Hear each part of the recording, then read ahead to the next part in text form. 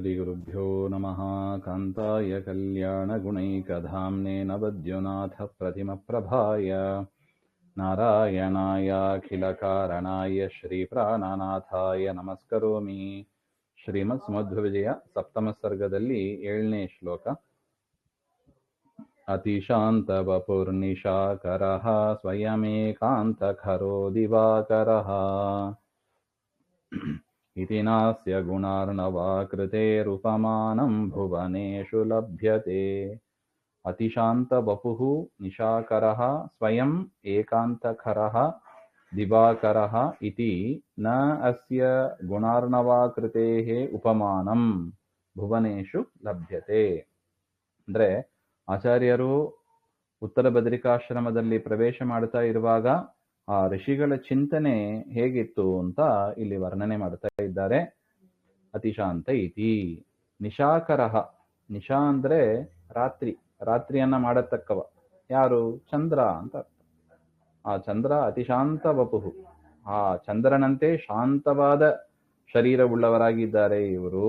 ಅದೇ ತರ ದಿವಾಕರಃ ಏಕಾಂತೇನ ನಿಯಮೇನ ಕರಃ, ತೀಕ್ಷ್ಣವಾದ ಕಿರಣಗಳಿಂದ ಏಕಾಂತೇನ ನಿಯಮೇನ ಕರಃ. ಸೂರ್ಯಾದಿ ಕದಾಪಿ ಸೌಮ್ಯ ರೂಪೋ ನ ಭವತಿ. ಸೂರ್ಯ ಸೌಮ್ಯವಾಗಿ ಇರೋದಿಲ್ಲ, ಸೂರ್ಯನ ಬಿಸಿಲು ಭಾರಿ ತಾಪವನ್ನು ಉಂಟು ಮಾಡುತ್ತೆ. ಆ ರೀತಿಯಾಗಿ ಇದ್ದಾರಂತೆ. ಅಂದ್ರೆ ಸಜ್ಜನರಿಗೆ ಚಂದ್ರನಂತೆ ಶಾಂತ ಸ್ವರೂಪ, ದುರ್ಜನರಿಗೆ ಸೂರ್ಯನಂತೆ ತಾಪವನ್ನು ಕೊಡತಕ್ಕವರಾಗಿ ಅಂತ ಒಟ್ಟು. ಆ ಕಾರಣದಿಂದ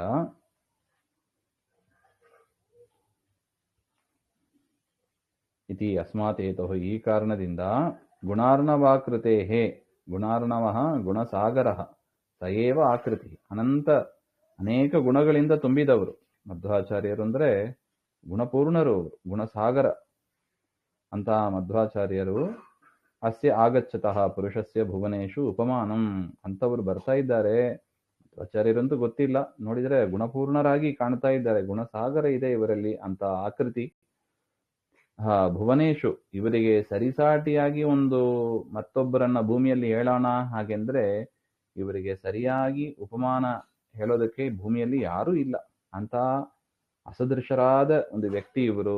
ಅಂತವರು ಬರ್ತಾ ಇದ್ದಾರೆ, ಯಾರಾಗಿರ್ಬಹುದು ಹಾಗೆ ಅಂತ ಋಷಿಗಳ ಚಿಂತನೆ.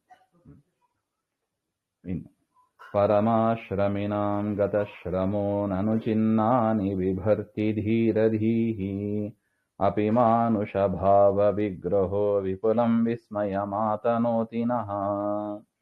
ಪರಮಾಶ್ರಮಿನಾಂ ಗತಶ್ರಮಃ ನನು ಚಿನ್ನಾನಿ ಬಿಭರ್ತಿ ಧೀರಧೀಹಿ ಅಪಿ ಮಾನುಷ ಭಾವ ವಿಗ್ರಹಃ ವಿಪುಲಂ ವಿಸ್ಮಯಂ ಆತನೋತಿ ನಃ. ಗತಶ್ರಮ, ಇವ್ರು ನೋಡಿದ್ರೆ ಶ್ರಮನೇ ಇಲ್ಲ. ಎಲ್ಲಿಂದ ಎಲ್ಲಿ ಬಂದ್ರು, ಎಲ್ಲಿಂದ ಬರ್ತಾ ಇದ್ದಾರೋ ನೋಡಿದ್ರೆ ಶ್ರಮನೇ ಇಲ್ಲ ಮುಖದಲ್ಲಿ. ನಡೆದು ಬರುವಾಗ ಶ್ರಮ ಇರೋದು ಗೊತ್ತಾಗ್ತದೆ ನೋಡಿ. ಆ ತರ ಶ್ರಮದ ಲಕ್ಷಣಗಳು ಯಾವುದು ಕಾಣಿಸ್ತಾ ಇಲ್ಲ ಇವ್ರ ಮುಖ ನೋಡಿದ್ರೆ. ಧೀರ ಸ್ಥಿರಾದೀಹಿ ಯಸ್ಯ, ಸ್ಥಿರವಾದ ಬುದ್ಧಿ, ಪರಮಾತ್ಮನಲ್ಲಿ ಸ್ಥಿರವಾದ ಮನಸ್ಸು ಇರತಕ್ಕವರು. ಸಹಾಯಂ ಅಂತವರು ಪರಮಾಶ್ರಮ, ಉತ್ತಮ ಆಶ್ರಮವಾದ ಚಿಹ್ನೆಗಳು. ಉತ್ತಮ ಆಶ್ರಮ ಅಂದ್ರೆ ಯಾವುದು? ಬ್ರಹ್ಮಚರ್ಯ, ಗೃಹಸ್ಥ, ವಾನಪ್ರಸ್ಥ, ಸನ್ಯಾಸ ಅಂತ. ಇದರಲ್ಲಿ ಉತ್ತಮವಾದದ್ದು ಅಂದ್ರೆ ಸನ್ಯಾಸ. ಅಂತ ಸನ್ಯಾಸ ಆಶ್ರಮಕ್ಕೆ ಬೇಕಾಗಿರುವ ಚಿಹ್ನೆ ಯಾವುದು? ಕಾವಿ ಬಟ್ಟೆ, ದಂಡ, ಕಮಂಡಲು ಇತ್ಯಾದಿಗಳೆಲ್ಲ. ಅದನ್ನೆಲ್ಲ ಹಿಡ್ಕೊಂಡವರಾಗಿ ಇವರು ಯತಿಗಳ ಚಿಹ್ನೆಯನ್ನು ಧರಿಸಿದವರಾಗಿ ಕಾಣಿಸ್ತಾ ಇದ್ದಾರೆ ಹಾಗೆ ಅಂತ ಒಟ್ಟಾರ್ಥ. ಚಿನ್ನಾನಿ ಬಿಭರ್ತಿ.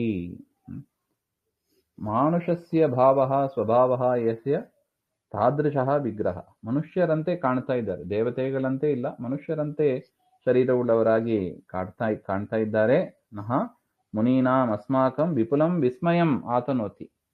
ಅವರನ್ನು ನೋಡಿದ್ರೆ ಆಶ್ಚರ್ಯ ಅನಿಸ್ತದೆ. ಅಂತ ಆಶ್ಚರ್ಯಕರವಾದ ವ್ಯಕ್ತಿ ಯಾರಿರ್ಬಹುದು ಇವರು ಹಾಗೆ ಅಂತ ಚಿಂತನೆ ಮಾಡ್ತಾ ಇದ್ರು ಅಂತ ಒಟ್ಟು. ಅಂದ್ರೆ ಇಲ್ಲಿ ನೋಡಿ, ಆಚಾರ್ಯರ ವರ್ಣನೆಯನ್ನ ಹೇಳಿದಂಗೆ ಆಯ್ತು. ಮತ್ತು ಋಷಿಗಳು ಏನು ಚಿಂತನೆ ಮಾಡಿದರು ಅಂತ ಅದು ಎರಡು ಒಟ್ಟಿಗೆ ವರ್ಣನೆ ಮಾಡಿಕೊಂಡು ಹೋಗ್ತಾ ಇದ್ದಾರೆ.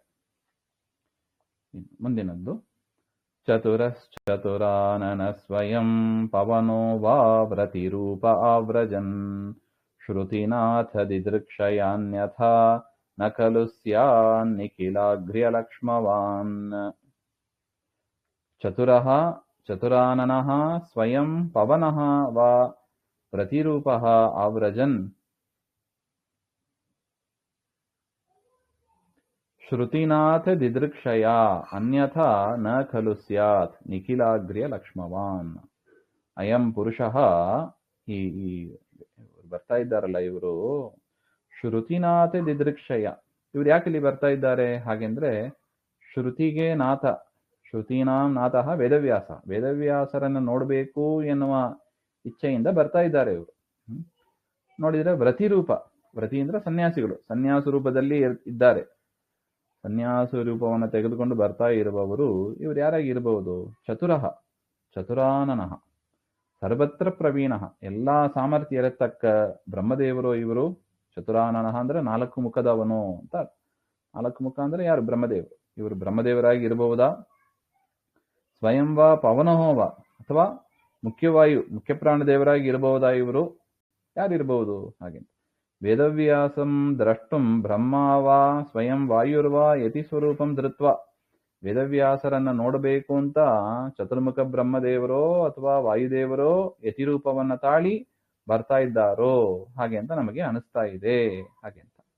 ಅನ್ಯಥಾ ಯಾಕೆ ನಿಮಗೆ ಹಂಗ ಅನಿಸ್ತಾ ಇದೆ ಹಾಗೆಂದ್ರೆ, ಬ್ರಹ್ಮವಾಯುವನ್ನು ಬಿಟ್ಟು ಇಂಥ ಒಂದು ನಿಖಿಲಾಗ್ರ್ಯ ಲಕ್ಷ್ಮವಾನ್, ಇಂಥ ಉತ್ತಮವಾದ ದೇಹದ ಲಕ್ಷಣ ಬೇರೆ ಯಾರಿಗೂ ಇರ್ಲಿಕ್ಕೆ ಸಾಧ್ಯ ಇಲ್ಲ. ಅದರಿಂದ ಇಂತಹ ಲಕ್ಷಣ ಸಂಪನ್ನರಾದ ಇವರು ಒಂದು ಬ್ರಹ್ಮದೇವರಾಗಿರ್ಬೇಕು ಅಥವಾ ವಾಯುದೇವರಾಗಿರ್ಬೇಕು ಹಾಗೆ ಅಂತ ತೀರ್ಮಾನ ಮಾಡ್ತಾ ಇದ್ದಾರೆ. ನ ಸ್ಯಾತ್ ಖಲು ನ ಭವೇತ್ ಬ್ರಹ್ಮವಾಯು ಇತರಸ್ಯ 32 ಲಕ್ಷಣ ಅಭಾವ ಇತಿ ಭಾವ. ಬ್ರಹ್ಮವಾಯುವನ್ನು ಬಿಟ್ಟು ಇತರರಿಗೆ 32 ಸಲಕ್ಷಣಗಳು ಇರ್ಲಿಕ್ಕೆ ಸಾಧ್ಯ ಇಲ್ಲ ಹಾಗೆ ಅಂತ. ಇನ್ನು ಯಾರಿಗೆ ಇರುತ್ತದೆ ಹಾಗೆಂದ್ರೆ, ನಾರಾಯಣನಿಗೆ ಇರ್ತದೆ. ಇವರನ್ನು ಬಿಟ್ಟರೆ ಇನ್ನು ನಾರಾಯಣ ಇಲ್ಲೇ ವೇದವ್ಯಾಸರಾಗಿ ಇದ್ದಾರೆ. ಅದರಿಂದ ಯತಿರೂಪವನ್ನು ಧರಿಸಿ ಪರಮಾತ್ಮ ಬರುವಂತೆ ಇಲ್ಲ. ಅದರಿಂದ ಇದು ಬ್ರಹ್ಮದೇವರು ವಾಯುದೇವರು ಯಾರಾಗಿ ಇರಬಹುದು ಅಂತ ಚಿಂತನೆ ಮಾಡ್ತಾ ಇದ್ರು ಅಂತ ಒಟ್ಟ ಅಭಿಪ್ರಾಯ. ಮುಂದಿನದ್ದು ಮತ್ತೆ ನೋಡೋಣ. ಶ್ರೀಮಧ್ವಾಂತರ್ಗತ ಶ್ರೀ ಕೃಷ್ಣ ಅರ್ಪಣಮಸ್ತು. ಶ್ರೀ ಹರಯೇ ನಮಃ.